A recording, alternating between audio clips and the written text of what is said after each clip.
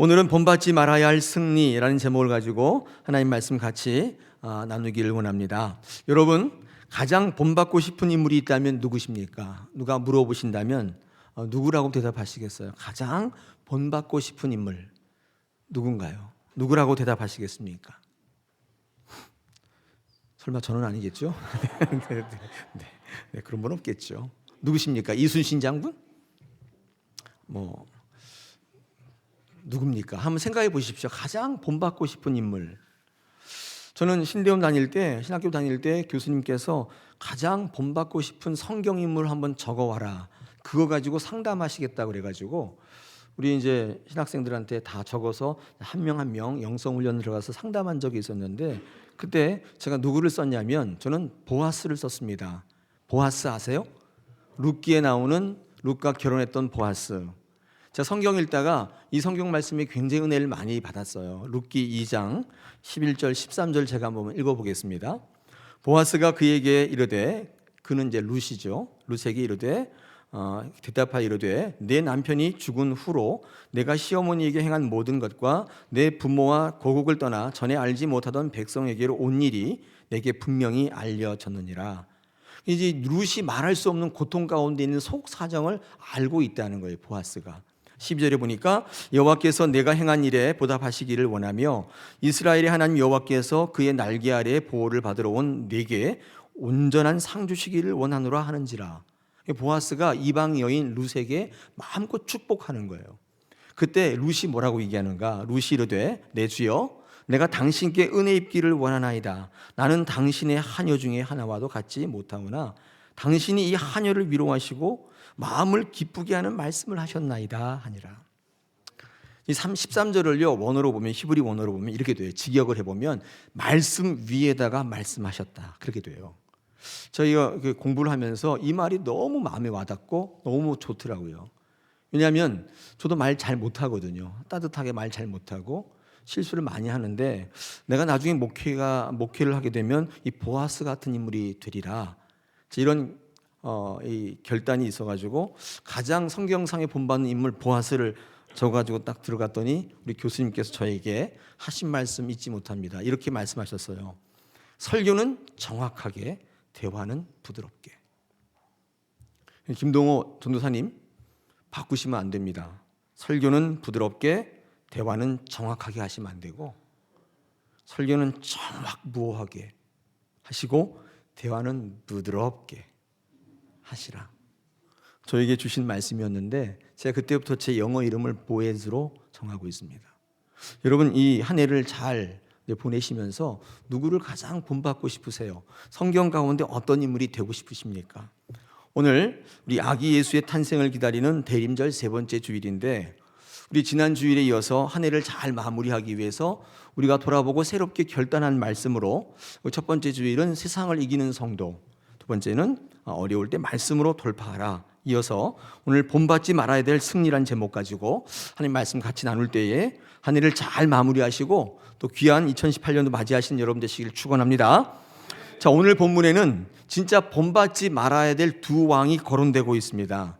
그 첫 번째 왕이 1절부터 7절까지 읽었던 이 남유다라고 하는 나라의 아마샤라는 왕입니다. 두 번째가 우리 23절로 27절까지 읽었던 우리 북이스라엘의 여로보암 2세라고 하는 이 왕, 두 왕의 이야기가 우리 성경 말씀에 적혀 있는데, 이 두 왕을 통해서 우리에게 어떤 말씀을 하시는가 오늘 같이 한번 묵상하면서 우리 한 해를 마무리하는 귀한 말씀으로 받기 원합니다. 자, 첫 번째 아마샤인데요. 이 아마샤라고 왕, 어떤 왕인가? 여러분, 성경 말씀 읽어서는 확 안다오는 왕이죠. 우리는 다윗만 알고 있는데 이스라엘은 굉장히 많은 왕들이 있지 않습니까? 특히 이 아마샤라고 하는 왕은 이 남유다의 왕인데, 이 사람의 특징이 뭔가 하면 오늘 성경 말씀을 통해 보면 어정쩡한 신앙의 사람입니다. 어정쩡하게 하나님 믿었던 사람이에요. 철저한 신앙의 중요성을 보여주는 왕이라고 할 수 있습니다. 자, 이 어정쩡한 신앙이라는 게 뭐냐면 이런 거예요. 죄된 것, 잘못된 것을 알고도 끌어안고 사는 거예요. 시간 지나면 되겠지 생각하고, 또 내가 어쩌다 보면 할 수 있겠지, 그런 자만하는 마음도 있고, 그래서 그 죄된 것을 알고 잘못된 것임을 알고도 계속 어정쩡하게 살아가는 거예요. 우리가 본받지 말아야 될 믿음이고 신앙이며 인생입니다. 오늘 이 아마샤를 통해서 우리에게 뭐라고 말씀하시는가, 제가 한마디로 이렇게 말씀을 만들어 봤는데, 이렇게 아마샤의 인생을 통해 우리는 배울 수 있는데, 상처와 분노로 살지 말고 말씀으로 살라. 이 아마샤를 통해서 우리가 배우는 메시지입니다. 상처와 분노로 살지 말고 말씀으로 사시라는 거예요. 우리 인생을 살아갈 때 보면요, 그 상처와 분노에서 그 동력을 찾는 분이 있어요. 그것으로 한으로 사시는 분이 있어요. 주변에 그런 분들 계시죠? 없나요? 그거 한이 맺혀가지고 내가 그것을 꼭 하리라, 이렇게 살아가시는 분들이 주변에 사뭇 계시는 것 같아요. 근데 우리 예수 믿는 사람들은 어떤 존재인가? 이 말씀으로 살아가는 존재입니다. 말씀으로 더불어 살아가는 존재예요. 상처와 분노의 힘으로 살아가는 게 아니라 말씀으로 추진력을 얻는 사람들이 바로 그리스도인인 줄 믿습니다. 이 아마샤의 계보를 한번 보겠습니다. 이 아마샤는요, 이렇게 쭉 계보를 보면 맨 위에 이제 여호람이 있고, 그 다음에 아하시야, 아달랴, 그 다음에 요아스, 아마샤 있는데, 아마샤의 아버지가 요아스, 그 다음에 아달랴가 할아버지가 아니라 이 증조 할머니입니다. 아버지는 이 아하시야죠. 그리고 여호람은 고조 할아버지죠. 그러니까 이 증조 할아버지죠. 증조 할아버지의 부인이 아달랴였는데, 이 아달랴가 누구냐면 이 북이스라엘의 그 유명한 이세벨의 딸입니다. 악녀지요. 이 북이스라엘의 이세벨의 딸이 남유다의 여호람에게 시집을 온 거예요. 그래서 결혼해서 아들 낳았는데, 아하시아를 낳았는데, 아하시아가 그만 죽었는데, 죽자 어머니인 아달랴가 아하시아가 난 아들들이 있잖아요, 손자죠, 싹 죽여요. 그리고 왕이 되고 싶어가지고 손자들을 다 죽이고 왕으로 등극을 하는 거예요. 근데 그때 싹 죽일 때 손자 중에 한 명이 도망쳤어요. 어린 아이였는데 유모가 그 아이를 데리고 도망쳤는데, 그 아이가 요아스입니다.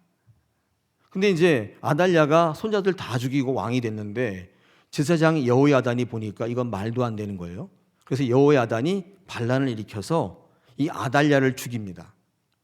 그리고 왕으로 누구를 세우냐면, 그때 도망쳤던 어린 손자 이 요아스를 찾아다가 왕을 세우는데, 그때 나이가 8살이었어요. 그러니까 어린 아이가 왕이 된 거예요. 그러니까 이제 정치를 못하니까 누가 섭정을 하겠습니까?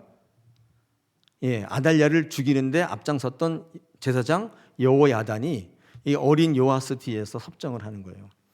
이 요아스가 나이가 들면서 이제 자기의 왕권을 회복하기 위해서 이 비선실세였던 최순실이 아니라 이 여호야다를 죽이고 왕권을 이제 회복하는 겁니다.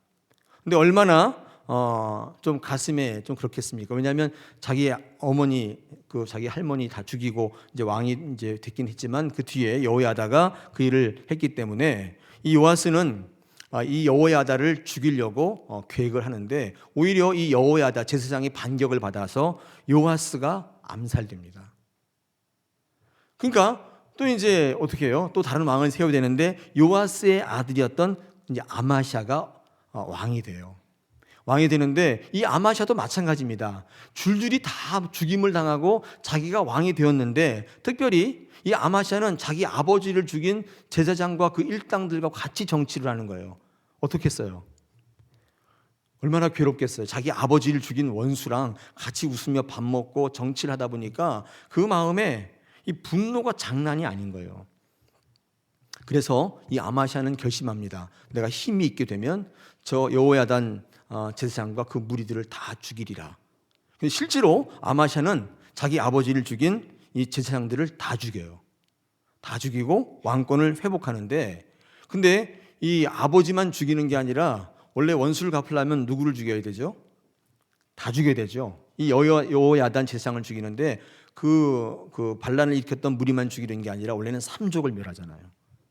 이 아마샤도 3족을 멸해야 이 직성이 풀리는데, 이 3족을 멸하지 못했어요. 왜냐하면 오늘 6절의 말씀 때문인데, 오늘 성경 말씀 14장 6절 한번 보십시오. 거기 뭐라고 기록하고 있냐, 이렇게 되어 있습니다.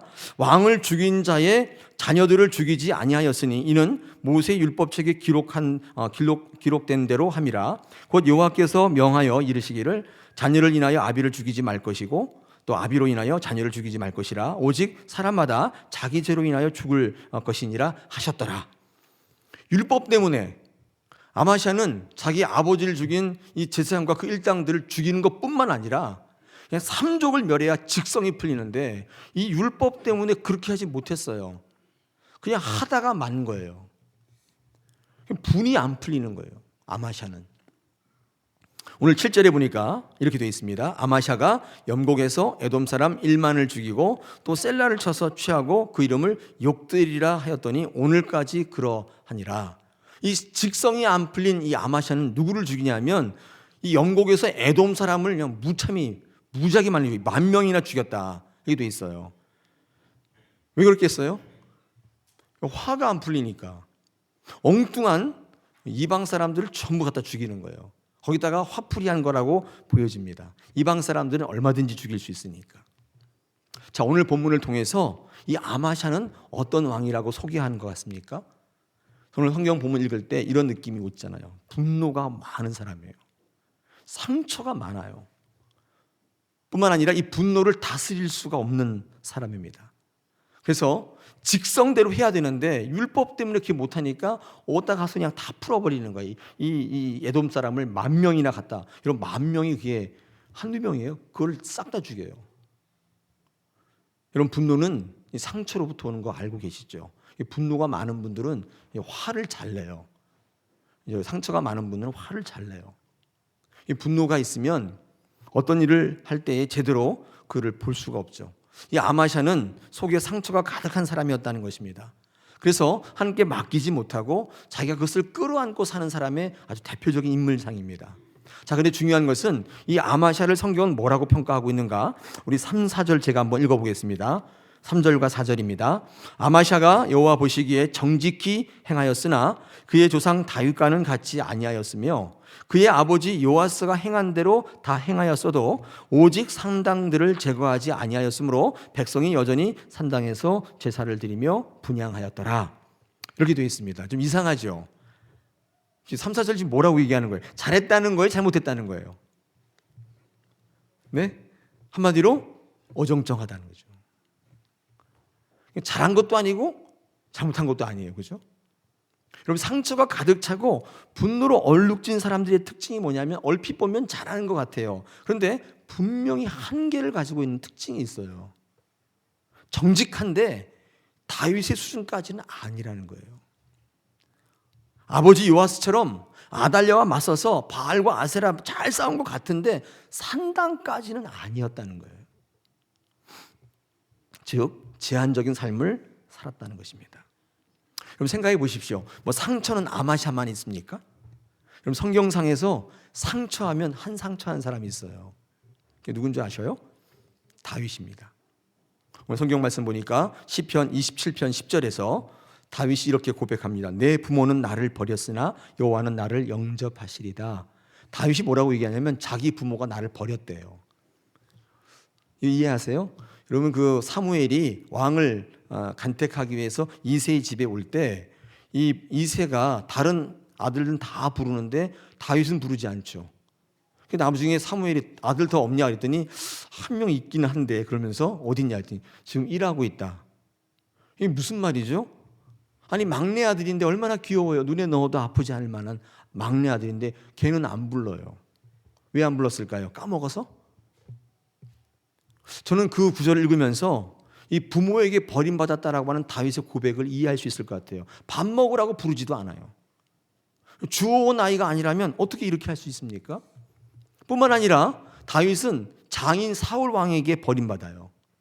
자기 아내, 이 사울 왕의 딸이지 않습니까? 미가를 결혼했는데 그 미가를 다른 사람의 아내로 줘버려요. 이런 일이 어떻게 있을 수가 있어요? 얼마나 상처가 컸어요. 그 사울 왕, 그 장인이 틈만 나면 못 죽여서 난리예요. 늘 죽이려고 쫓아다녀요. 여러분, 상처하면 다윗 따라갈 사람 없어요. 여러분, 내 다윗의 기사를 쭉 읽어보면 다윗에게 분노가 발견됩니까? 오늘 아마샤 같이 욕드엘, 자기 화풀이 하려고 에돔 사람을 10,000명이나 막 죽여버리고 그런 그 화풀이, 분노가 발견됩니까? 상처가 분노로 표출됩니까? 만약에 그랬다면 기회가 있을 때 사울 왕을 진작에 죽였을 거예요. 놀라운 것은 다윗의 기사를 읽어보면 이 상처 때문에 오히려 하나님께 더 가까이 다가가요.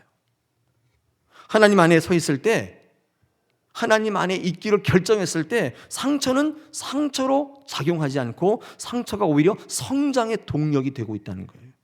이게 다윗의 특징입니다. 다윗은 상처로 살아가는 사람이 아니라 하나님 앞에 서는 힘으로 살아가는 사람, 원칙을 가지고 살아가는 거예요. 이게 이 아마시아와 다윗의 차이입니다. 서로 상처가 깊었지만 한 사람은 상처에 매여서 자기 분풀이하고 분노의 힘으로 살아가는 사람이고, 한 사람은 하나님 앞에 서 있기로 결정하고 그 원칙 가지고 오히려 상처를 성장의 동력으로 삼는 사람, 그게 바로 다윗이라는 거예요. 여러분, 그러므로 아마시아 같은 신앙도 나쁘지 않아요. 그죠? 좋은 신앙이죠. 뭐 다윗까지는 아니지만 정직했다는 거 아니겠습니까? 뭐 우상 숭배를 완전히 철폐하진 않았지만 어느 정도 했다는 거 아니에요. 우리 이런 신앙을 이렇게 얘기합니다. 괜찮은 신앙. 영어로 good faith. 좋은 신앙이에요. 이 괜찮은 신앙이라는 건 어떻게 정의할 수 있냐면 이렇게 할 수 있어요. 허용하는 선까지의 신앙이에요. 내가 할 수 있는 선까지의 신앙인 거예요. 좋은 신앙, 괜찮은 신앙이에요. 그 이상은 무리라고 생각하는 신앙, 무리하지 않는 신앙, 적당히 타협하는 것이 현명하다고 생각하는 신앙. 우리가 괜찮다고 부르는 것들이지 않습니까? 그런데 이 괜찮다고 부르는 것들 중에는 어정쩡한 게 많아요. 아마시아는 여러분 기억하십시오. 괜찮은 신앙의 소유자였습니다. 정직은 했습니다. 우상과 싸우기는 했는데 그러나 무리하지는 않았어요. 괜찮은 신앙. 여러분, 근데 다윗은 어떤 신앙일까요? 다윗은 이 괜찮은 신앙을 뛰어넘어 위대한 신앙임. Great. 요즘에 방송에 보니까 많이 Great. 네. Great faith. 위대한 신앙.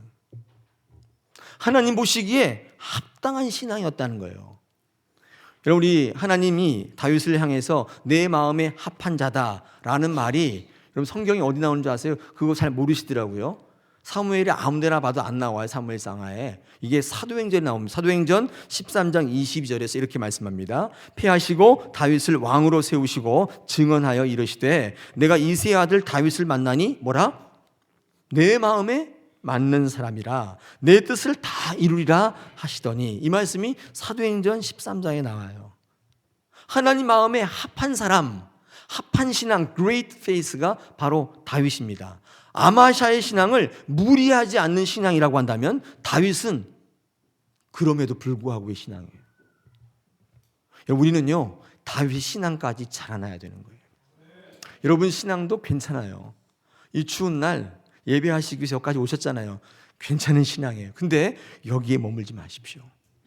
적절히 타협하시고 무리하지 않는 수준까지의 여러분 위주의 신앙생활 신앙하지 마시고 하나님을 기쁘시게 하는 위대한 신앙까지 성장하시길 축원합니다. 우리는요, 늘 상처 속에 살아갈 수밖에 없어요. 늘 상처 때문에 우리는 고통받을 수밖에 없어요. 왜냐하면 우리는 죄된 존재이기 때문에 나도 모르게 이 상처의 도구로 쓰임받아요.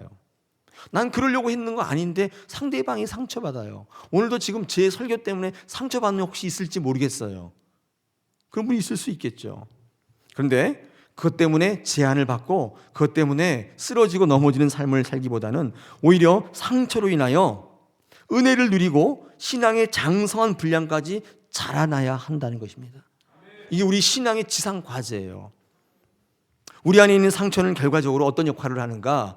이 관계를 깨트리는 역할을 합니다. 그래서 교회 안에서, 우리 가정에서, 우리 직장에서 사람들의 관계를 다 깨트려요. 상처가 하는 일이에요. 생각해 보십시오. 사람들의 상처가 관계가 깨지면 결과적으로 누구와의 관계가 깨지냐면 하나님과의 관계가 깨지는 거예요. 이런 교회에서 목회자와 여러분 관계가 깨지면 그 사람이 어떻게 하나님과의 좋은 관계를 누릴 수 있어요? 절대 불가능해요. 옆에 있는 분들과 관계가 깨졌어요. 서로 미워 죽겠어요. 근데 어떻게 하나님 사랑이 그 사람에게 임할 수가 있겠어요? 가정에서 자녀와 부모 사이 관계가 깨졌는데 어떻게 그 가정에 하나님이 원하시는 온전한 것들이 머물 수가 있겠어요? 어떻게 하나님이 그 가정의 주인이 될 수가 있겠냐는 거예요. 상처 있으면 관계를 다 깨버려요. 결과적으로 우리 안에 있는 상처는 복을 가로막는 큰 벽이 돼요. 아마샤는 결과적으로 이 사람들에 대한 상처와 분노를 극복하지 못했기 때문에 하나님 앞에 나오지 못하는 인생을 살아요. 오늘 14장 19절에 보니까 아버지 요아스처럼 암살당하고 인생을 마감해요. 안타깝죠. 상처와 분노로 얼룩진 아버지의 인생을 뛰어넘지 못하더라는 거예요. 그냥 제한적 인생을 살고 마는 것입니다. 그러므로 우리가 한 해를 정리할 때 우리가 본받지 말아야 될 승리 가운데 하나, 이 아마샤의 인생인데, 상처와 분노가 있을 때 그럼 그건 내 기분 감정으로 푸시면 안 돼요. 조용히 하나님 앞에 나오셔야 돼요. 하나님 앞에 말씀을 붙잡고 하나님께 토로하세요. 하나님께 우셔요. 하나님께서 그것을 성장의 동력으로 삼게 하신다는 거예요. 할렐루야. 상처와 분노는요, 사람을 통해서 해결되지 않습니다. 하나님 앞에 나아갈 때 하나님께서 그것을 통해 여러분이 귀한 것들로 재사용하시는 거예요. 하나님께서 오늘 이 말씀을 통해 우리가 본받지 말아야 될 승리가 하나 있어요. 세상 사람들처럼 한 맺혀 살지 마시고, 한이 있을 때, 상처 있을 때 하나님 앞에 온전히 나오면 치유되고 회복되는 그런 인생 살아가고, 그것으로 끝나는 것이 아니라 생명을 살리는 동력으로 여러분의 상처와 분노를 사용하신다는 사실입니다. 할렐루야. 상처 없는 분 없죠. 다 있습니다. 분노 있습니다. 다 있어요. 여러분, 어떤 상처와 분노가 있습니까? 제가 어떤 글을 읽어보니까 이런 글이 있습니다. 제가 한번 소개하면, 큰 사람은 아픔의 크기가 큰 사람이래요. 큰 사람이 어떤 사람이냐? 키가 큰 사람이 아니라 큰 사람은 아픔의 크기가 큰 사람이다. 이게 무슨 말이냐면 이런 거예요. 여러분, 이제 많은 고통의 문제가 있지 않습니까? 우리 크리스찬들한테는 이 고통의 문제를 어떻게 알 수 있냐면 기도하시는 걸 보면 알죠. 여러분, 기도할 때 있지 않습니까? 한번 들어보십시오. 대부분 그 가족 중심에서 못 벗어나요. 다 기도가 내 남편, 내 아내, 내 자식들 다 그런 기도거든요. 근데 한번 생각해 보십시오. 어떤 분은요, 민족의 아픔, 북한의 고통, 이런 거 아파하면서 기도하시는 분이 있어요. 이런 분들의 특징이 뭐냐면 이 신앙의 그릇이 넓어져요. 이 신앙의 그릇이 넓어지면 내 가족의 문제 거기에 안 담길까요? 내 가족의 문제만 가지고 기도하면 그 가족의 문제조차도 담을 수 없는 조그만 그릇이 되는데, 민족의 아픔, 북한의 문제, 세계의 평화, 이런 거 가지고 기도하기 시작하면, 다시 말해서 중보 기도할 때 그릇이 커져서 우리의 문제가 거기에 담겨요. 그럼 많은 분들이 중보 기도하면 내 문제가 풀린다고 그러거든요. 그 원리가 뭔지 아세요? 중보 기도할 때 내 그릇이 커지는 거예요. 오늘 이 시간부터 한번 중보 기도해 보십시오. 교회를 위해서. 내 문제가 급하지만, 내가 지금 당장 발등에 불 떨어졌지만 이 민족과 이 나라와 이 교회를 위해서, 다 사랑하는 교회 위해서, 우리 이웃을 위해서 성도를 한번 중보해 보십시오. 그릇이 커져요. 여러분의 문제 정도는 담고도 남음이 있어요. 여러분 문제가 풀려져 나갈 줄로 믿습니다. 성경에 등장하는 인물 가운데 이것을 잘 증명하는 인물이 느헤미야예요. 느헤미야는 이 포로의 아들이라고 하는 열등감과 상처가 있었던 인물입니다. 그래서 늘 기도의 제목이 뭐였어야 되냐면 자기의 정체성, 자기의 존재성, 이런 게 자기의 기도의 제목일 수밖에 없어요. 나는 왜 포로의 아들로 태어났지?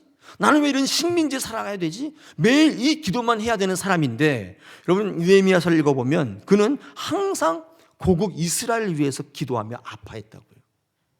그 결과 자신의 상처와 분노가 다 회복돼요. 놀라운 사실을 우리에게 말씀해요. 하나님이 원하시는 믿음의 사람은 누구냐면, 상처도 없고 어려움도 없어서 마치 무슨 진공 상태에 사는 사람을 원하는 게 아니라, 하나님의 뜻을 가지고 하나님께서 내게 허락하신 자리에 왜 이런 아픔을 주시고 왜 이런 고난을 주셨는지를 잘 생각하며 믿고 아는 일에 열심을 내어서 그리스도와 같이 모든 사람의 아픔을 대신하는 데까지 성장하기를 원하신다, 그 말이에요. 에베소서 4장 13절에 사도 바울이 이렇게 고백합니다. 우리가 다 하나님의 아들을 믿는 것과 아는 일이 하나가 되어 온전한 사람을 이루어 그리스도의 장성한 분량이 충만한 데까지 이르리라. 사도 바울은 어떤 신앙이었냐면, 내가 왜 이렇게 힘들게 살아가야 되지? 서울대 나왔는데. 내가 로마 시민권인데 왜 이렇게 살아가야지? 그렇게 생각하는 게 아니라, 왜 이런 사명을 주셨는지, 이 어려운 길을 가라고 하시는지, 그런 하나님을 알고 믿는 일에 열심을 내어서 예수 그리스도께서 우리를 위해 대신 고난받으신 그 수준까지 성장했다는 거예요.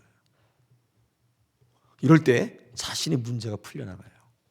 우리 믿는 사람들의 축복의 원리는 항상 중보에 있습니다. 그러므로 사도 바울은 뭐라고 얘기합니까? 더 이상 나를 위해 살지 않는다.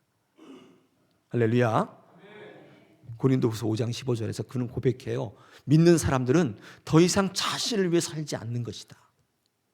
이런 삶이 여러분 삶 속에 일어나기를 축원합니다. 이런 프랑스 사회에서 이 중산층이 되는 기준이 있다고 그래요.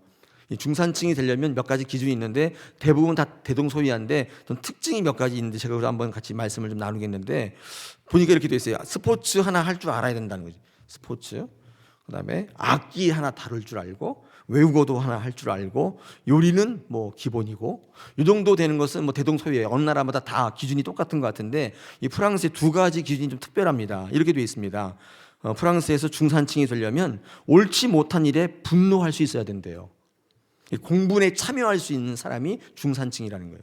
또 하나, 남의 아이도 내 아이처럼 꾸질 수 있어야 된다.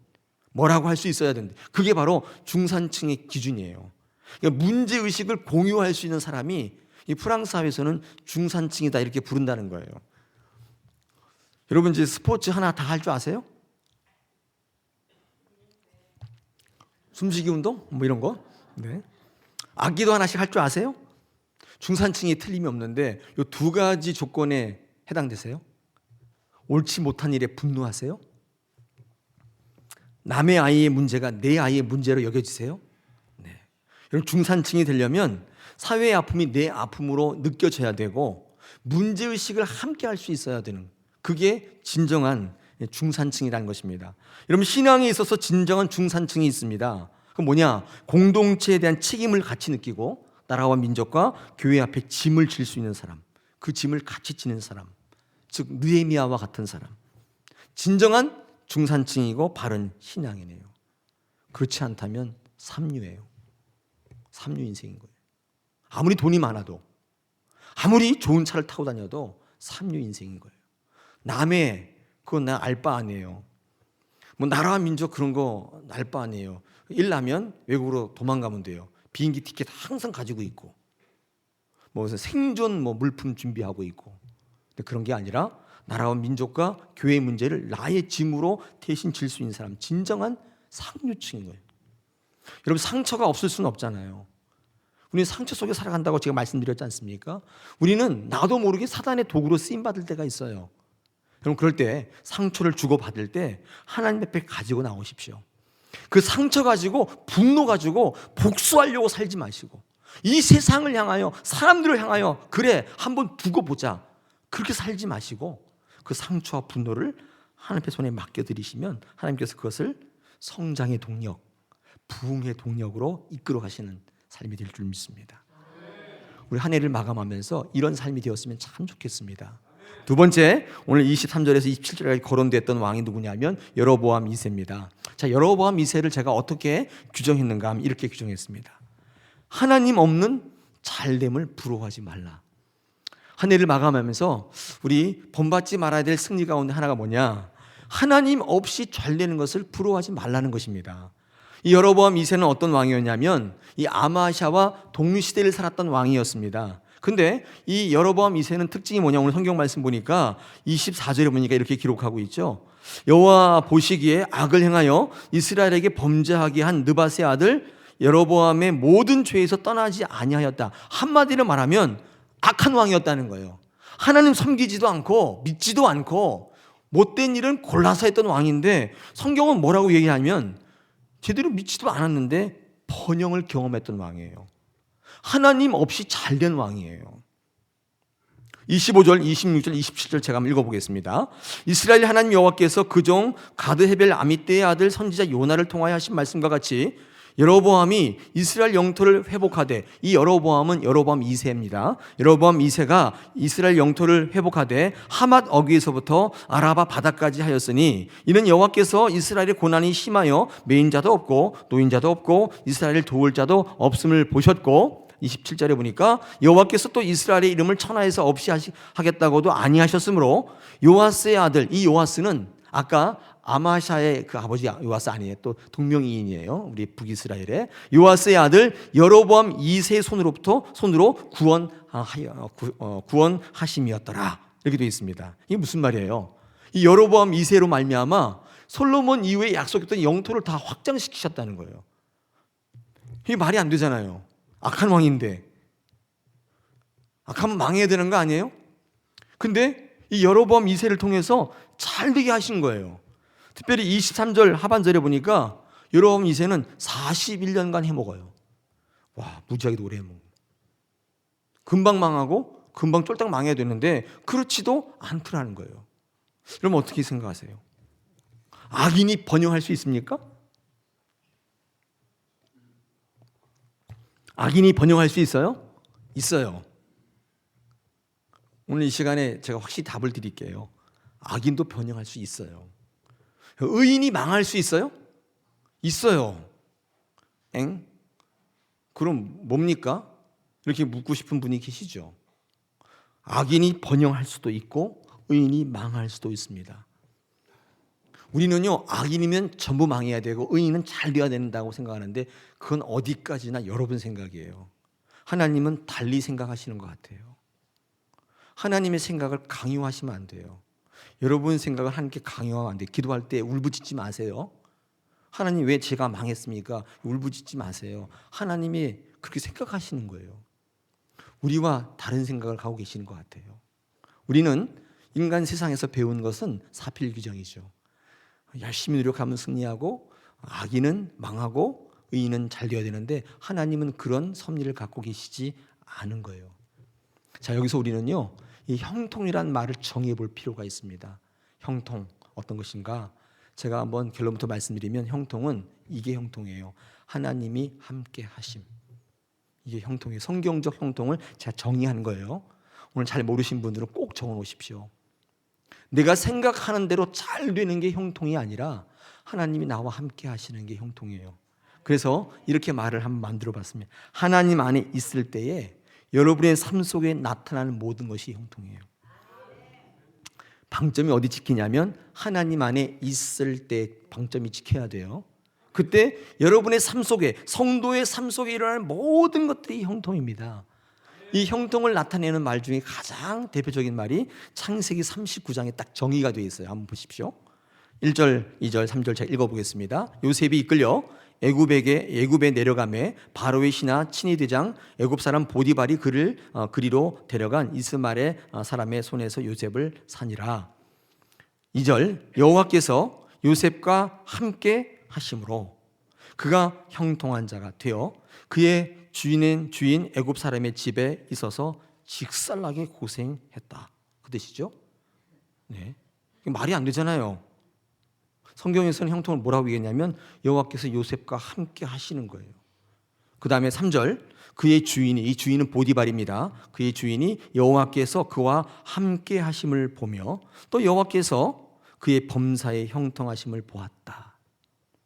이 형통이 두 가지 시점에 나타나 있는데 요셉의 시점의 형통, 보디발이 보는 시점의 형통이 두 개가 같이 적혀 있습니다. 3절이 특이하죠. 하나님을 모르는 불신자 보디발이 요셉의 모습 속에서 하나님의 모습을 보고 있다는 거예요. 눈여겨볼 대목이지 않습니까? 보디발은 하나님 믿지 않는 사람입니다. 하나님이 어떤 존재인 사람도 몰라요. 근데 그가 노예인 요셉을 바라보면서 하나님이 함께 하시는 사람이라고 볼 정도라면 요셉의 삶의 모습이 보디발 보기 굉장히 좋았던 거예요. 다시 말하면 요셉이 보디발의 눈에 띈 것은 그가 일하기 위해서 능력이 좋다거나 능률이 좋다거나 그런 것 때문이 아니에요. 하나님을 향한 그의 삶의 자세와 태도가 특별했던 거예요. 위치는 거지고 위치는 노예인데 하는 거 보니까 너무 긍정적이에요. 노예인데 원망도 없어요. 인신매매 당했는데 우울증도 없고 자살 시도도 한 번도 안 하는 거예요. 아무것도 부족함이 없이 살아난 부잣집 아들 같은 거예요. 이 보디발이 보니까 하나님 함께 하시고 형통하구나. 그거를 믿지 않는 사람이 알아보고 있다는 사실입니다.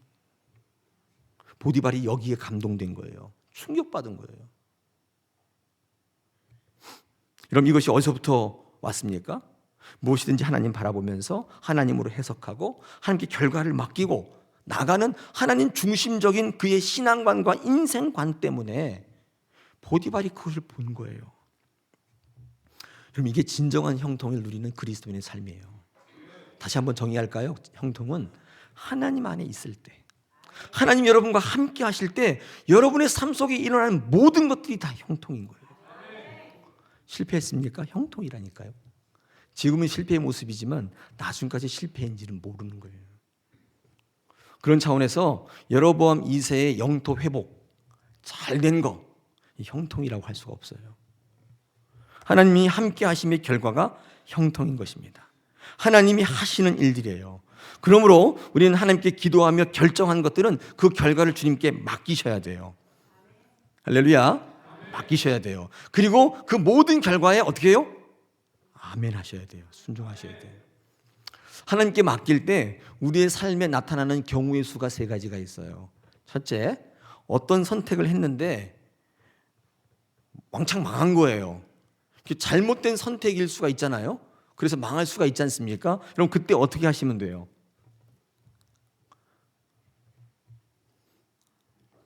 뭐 어떻게 해요? 회개하고 돌아서시면 되죠. 잘못된 선택했으니까. 그리고 다시 일어나시면 되는 거예요. 둘째 경우 수가 선택을 했는데 하나님이 주신 선택이 맞는데 일이 안 풀려. 하나님 주신 게 확실한데 일이 안 돼. 그럼 그때 어떻게 하시면 돼요? 그때는요, 이거 보셔야 돼요. 내가 이 일에 최선을 다하고 있는가? 하나님께서 주신 선택이 맞는데 하나님께서 그 선택을 행하는 나를 향하여 이 악하고 게으른 종아라고 꾸짖고 계시지는 않는가? 내 삶을 돌아보며 반성하며 바로 잡으면 돼요. 문제 없어요. 마지막 경우 수는 선택도 올바르고 최선도 다했는데 결과가 좋지 않아요. 그럼 어떻게 해요? 어떻게 해요? 네, 그냥 받아들이시면 돼요. 그리고 하나님께서 이것을 통해 합력하여 선을 이루시겠다는 그 믿음을 가지고 그 자리에 온전히 서십시오. 지금 모양은 실패인데 그건 실패 아니에요. 과정일 뿐이에요. 분명히 기가 막힌 걸 만들어내시는 과정이에요. 그러므로 믿는 자들에게 실패는 없어요. 다 과정일 뿐이에요. 확정적인 실패는 없어요. 다 승리를 위한 하나님의 과정이라는 것입니다. 하나님께서는 우리가 알지 못하는 상황 속에서 우리가 잘 이해하지 못할 뿐이지 지금 신비스럽고 비밀한 일들을 만들어가고 계세요. 우리의 머리로 판단하실 필요가 없어요. 하나님이 없다 이렇게 생각하시는 분들의 논리가 뭐냐면 내가 가만히 보니까 하나님이 없는 거예요. 내가 증명이 안 되는 거예요. 하나님이 있다고 보여지지 않는 거예요. 근데 제가 그런 얘기를 한 적이 있습니다. 하나님이 있다고 증명이 되면 하나님 아니에요. 어떻게 생각하세요? 여러분의 경험과 여러분의 논리, 여러분이 방법 가지고 하나님이 계시는구나 이렇게 알 거면 하나님이 아닌 거예요. 하나님은 여러분의 머릿속에 규정되시는 분이 아니에요. 여러분의 경험이나 여러분의 지식 가지고 이런 현상을 보니까 하나님이 계시는구나, 이런 현상이 안 되는 겁니까? 하나님이 안 계시는, 그렇게 규정되는 존재가 아니에요. 그렇게 규정되는 존재라면 하나님 아니라니. 우리의 지식으로 판단으로 할 수 없는 존재. 그러므로 우리가 할 수 없어요. 이 하나님을 바라보는 유일한 통로는 믿음인 것입니다. 여러분, 이 믿음이 있을 때 요셉처럼 후회하고 원망하고 자신의 삶 속에 기가 막힌 운명을 바라보면서 자신을 비하하고 하나님 뜻이 어디 있는가 찾는 자가 아니라 오히려 내 삶 속에 최선을 다하는 사람이 되고 그 사람의 길을 여시는 거예요. 그게 하나님의 역사인 것입니다. 할렐루야. 믿으시기를 축원합니다. 제가요 좋아하는 성경 말씀 전도서 9장 11절 보여드리겠습니다. 내가 다시 헤아려서 보니 빠른 경주자리라고 선착하는 게 아니며 용사들이라고 전쟁에 승리하는 것이 아니며 지혜자들이라고 음식물을 얻는 것도 아니며 명철자들이라고 재물을 얻는 것도 아니며 지식인들이라고 은총을 입는 것이 아니니 이는 시기와 기회는 그들 모두에게 임함이니라. 이게 무슨 말인가 볼까요? 여러분, 빠른 경주자는 뭘 뜻하는 거냐면 이 능력이에요. 능력, 스펙 이런 거. 탁월한 사람도 있잖아요. 그런다고 먼저 도착하는 거 아니라는 거예요. 용사하면요 뭐냐면 이 기술을 갖고 있는 사람들이에요. 전문가들, 싸움의 전문가. 그런다고 승리하는 것도 아니고, 여러분 지혜자가 되게 은혜로운데, 여러분 지혜와 지식, 거기 나와 있는데 지혜자리라고 음식을 얻는 것도 아니고, 그 다음에 지식인들이라고 은총을 얻는 것도 아니고, 사실 이게 바뀌어야 정상인데, 이게 왜 이렇게 냐, 지혜는요 하나님을 알아보는 능력이에요. 제가 영적 능력을 얘기해요. 지혜는 수학 공식 외우고 영어 단어 외우는 게 아니에요. 어떤 것이 생명인지를 알아보는 능력이 지혜거든요. 여러분 이 지혜가 있다고 해서 음식물을 얻는 게 아니에요. 그냥 예수 잘 믿는다고 떡 얻는 게 아니라는 거예요. 잘 생각해 보셔야 돼요. 많은 분들이 예수 잘 믿으면 승리하고 떡 얻고 출세하고 돈 번다고 생각하시지만 그런 것도 아니라는 거예요. 그 다음에 명철자들은 뭐냐면 판단력이 뛰어난 거예요. 상황 능력. 제가 살아보니까 이 판단력이 굉장히 중요한 요소예요. 어떤 순간에 어떤 판단을 하냐에 따라서 완전히 승패가 바뀌는데, 이 명철자들이라고 해서 재물 얻는 것도 아니라는 거예요. 지식인들 공부 잘하고 서울대 가고 뭐 한다고 해서 음식물 이게 맞는데, 여기서는 뭐래요? 은총. 공부 잘한다고 천국 가는 거 아니라는 거예요. 서울대 출신이라고 천국 먼저 가는 거 아니라는 거예요. 이 모두는 시기와 기회다. 이 시기와 기회라는 게 뭐냐면, 시기는 때이고 기회는 하나님의 은혜인 거예요. 때가 있고 하나님의 계획하심이 있어요. 그게 임하지 않으면 이런다고 되는 게 아니라는 거예요. 가장 어리석은 인생은 내가 열심히 했기 때문에 내가 다 갖추었으므로 좋은 결과가 있다고 믿는 거예요. 하나님이 관여하시는 인생, 하나님이 함께 하셔야만 형통이라는 사실을 한시도 잊지 마십시오.